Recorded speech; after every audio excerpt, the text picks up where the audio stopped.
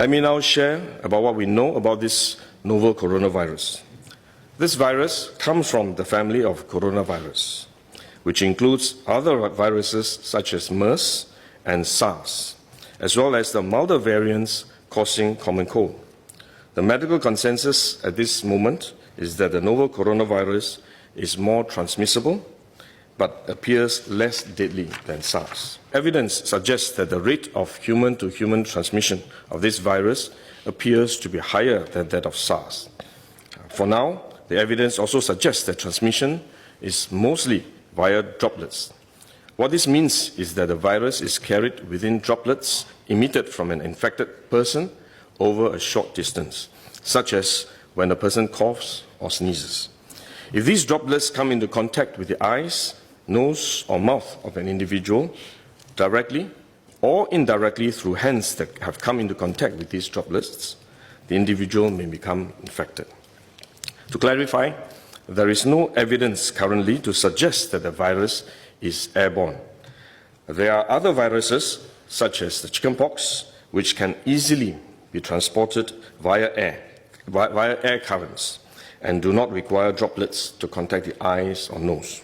The novel coronavirus is not in this category of viruses. The novel coronavirus could also transmit through surface contact. Let me explain.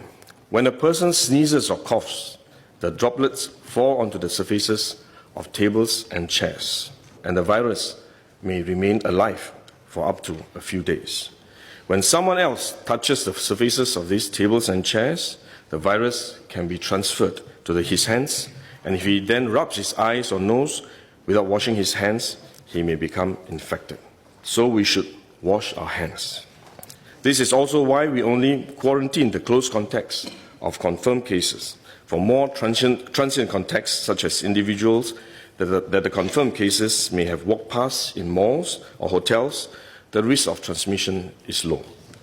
For coronavirus generally, the person is most infectious when he is displaying symptoms, or what you call symptomatic.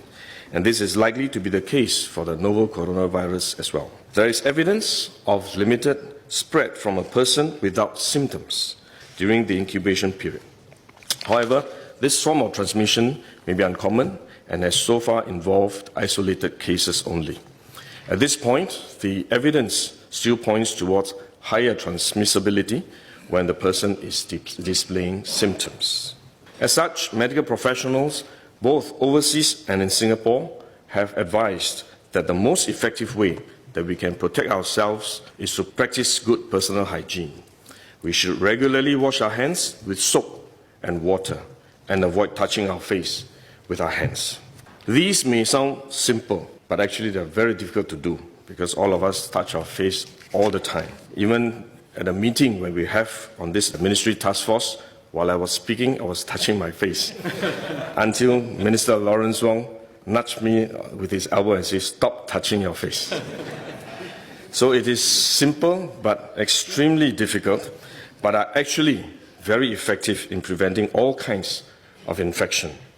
Potential infection from asymptomatic persons, in fact, is less likely to be from coughing or sneezing directly because they don't have symptoms. They are not sneezing or coughing, but more likely by touching contaminated surfaces, for which masks offer no protection. Wearing a mask when we are well often gives us a false sense of security instead, and we are more likely to touch our faces when we constantly adjust our masks, which is one way the disease spreads. At the same time, we need to protect others, our loved ones, friends, colleagues, and fellow Singaporeans that we come into contact with. If we are sick, we should rest and recover at home as far as possible. If we do need to go out to see a doctor, for example, we should wear a surgical mask to protect others.